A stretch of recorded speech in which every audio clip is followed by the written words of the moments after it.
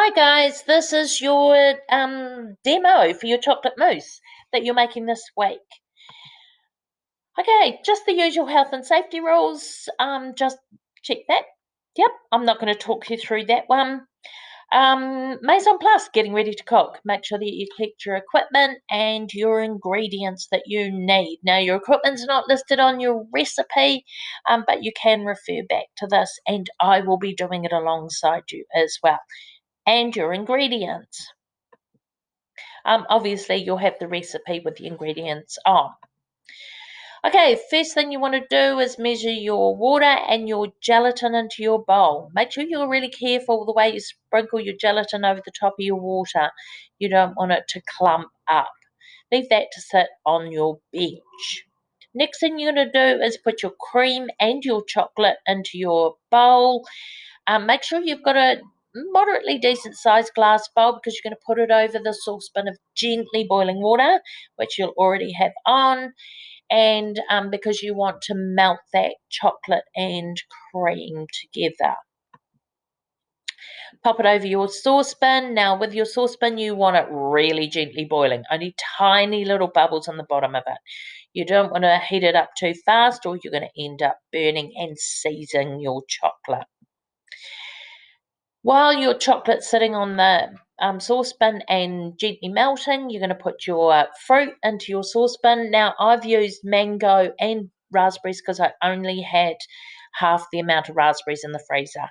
So I've used mango and raspberries, but you're just going to use berries. Throw the water, sugar, fruit all into the saucepan, put it onto a high heat, bring it up to the boil, and then the minute it's boiling, turn it down as low as you can. So it gently simmers for 3 to 5 minutes. Now, your chocolate should be, by this stage, should be 3/4 melted.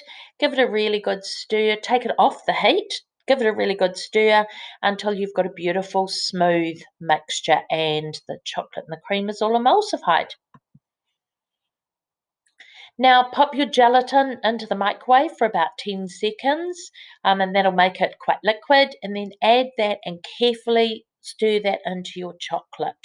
You should have a really beautiful, smooth, shiny mixture by this stage. Let that chocolate mixture cool. Now, I've cooled it just sitting in a sink of cold water. Make sure, though, you don't get any more water into that chocolate, though, because then it will seize. By this stage, your fruit should be beautifully cooked and it should be nice and thick and jammy. Remove from the heat and allow it to sit and cool for a bit. Now you can start whipping your cream. If your chocolate mixture is down to blood temperature, and you can tell that by just dipping your finger in it, and you'll know you won't be able to feel anything. Whip your cream with your stick blender with a whisk attachment and gently fold that into your chocolate mixture. Now I do about 1/4 of it first, stir that in, and then I gently fold in the rest.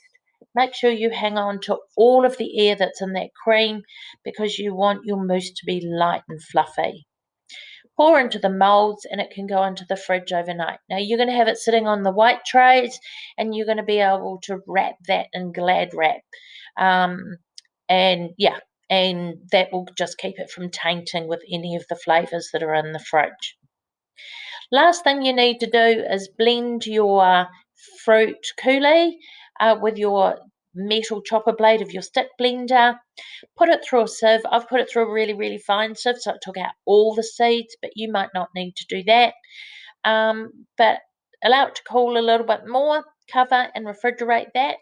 And then when you pull everything out the next day, or you're going to be doing that Thursday, 2 days later, you're going to be able to serve your chocolate mousse and your berry coulis. And I'll show you how to unmold them when we come back on Thursday. And that is the end of the screencast.